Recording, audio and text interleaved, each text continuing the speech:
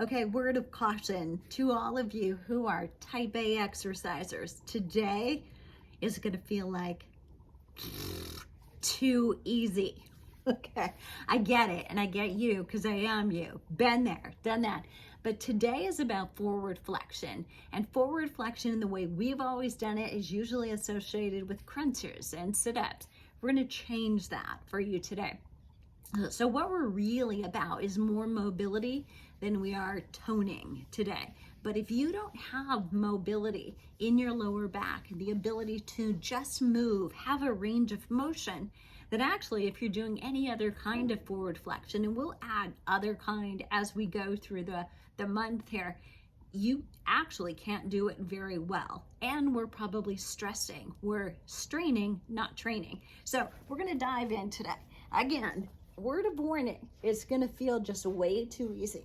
So I'm going to move my hands out of the way. What I want you to focus on is the fact that here I can lift my lower back up, and then I drop it back down, and my lower back comes down, and you see what happens with my hips. You can kind of watch the shorts. Lower back is down. That means my tailbone is up. And again, I'm going to come in the opposite direction. I'm going to hollow out right under here so I can get my fingers under there, and then I'm going to go back.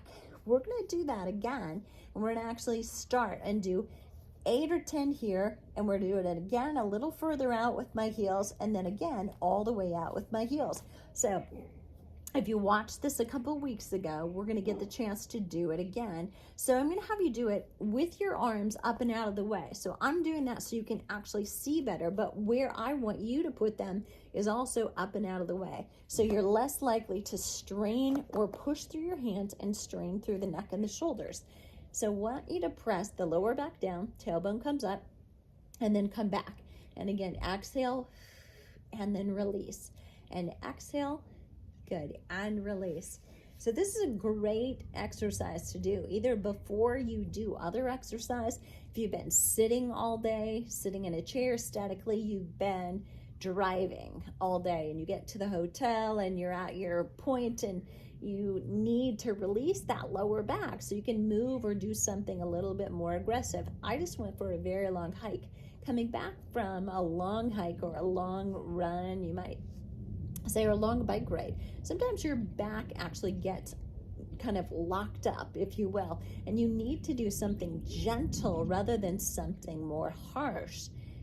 Good. Now we're going to move the feet a little bit further away. So I have them in a position where you can see I can reach my heel but not my toes down, and I'm going to again go through the same thing. So my goal is to get that lower back down. So I'm not waving at you, I've got flies outside. Press that lower back down and then release it. So what you should be feeling if you do take your hands down here, and again, I don't want you to emphasize that very much because we can tend to strain through the shoulder and neck, but I want you to feel that your low back goes down and you're not pushing the gut out. The muscles don't come out. They're actually coming drawn in. We're not sucking the navel in. We're not sucking the belly button to the spine. You actually don't want to do that because it weakens the core, the very muscles that you're trying to contract, and why instructors for years have just defaulted to saying what they heard someone else say incorrectly is we can't contract the muscles if we're sucking in like that.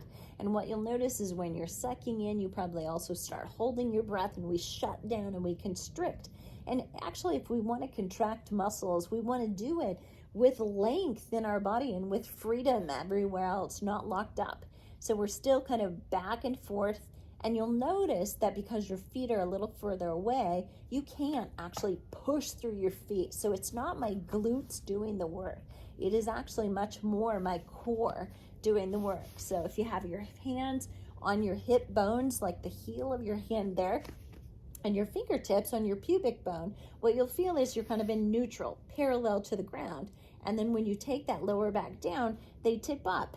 And that's what should happen ideally. Now I'm going to have you take them all the way out, and let's do 10 of them together right here.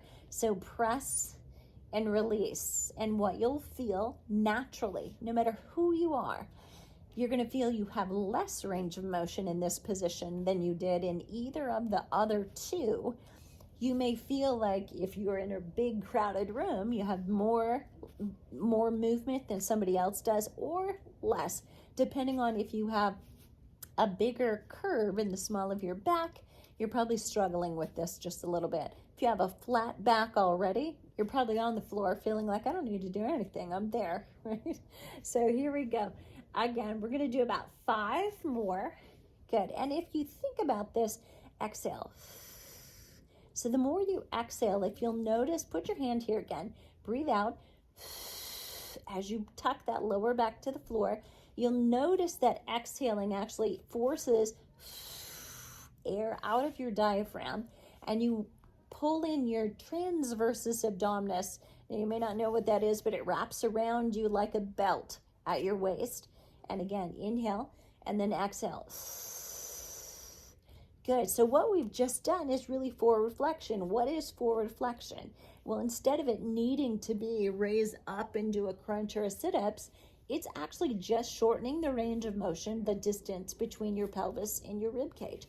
We did it this way by actually contracting the lower part of our abs instead of raising and using the upper portion of our abs that actually aren't the problem, right? They get quite a bit of work the way it is. Good. All right. Now that's one form. 10, 10, and 10. So you've done 30 repetitions gently, right? So now I'm going to have you turn over, and I want you to come to all fours. So here on all fours, I'm just going to be in the frame, it looks like. So what I want you to do, though, is take your tailbone and point it down. Point the crown of your head down as well. And I want you to feel like you're really pushing the floor away.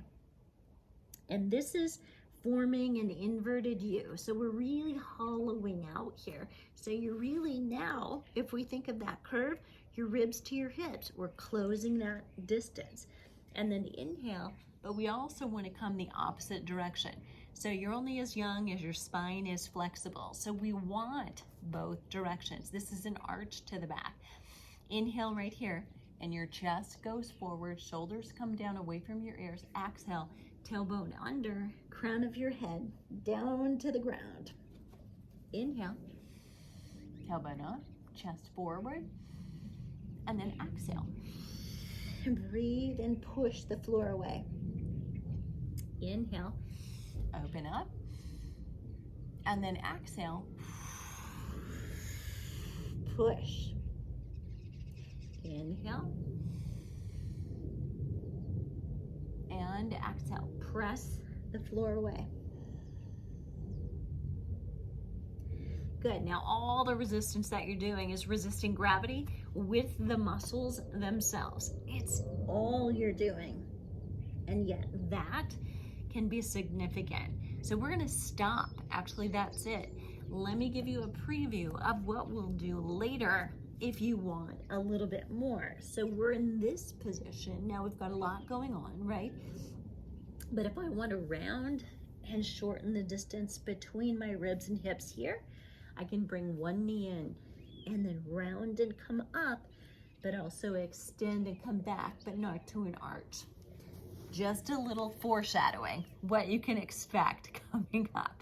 Let me know if you have questions. Let me know how easy that was, but yet how good does your back feel now?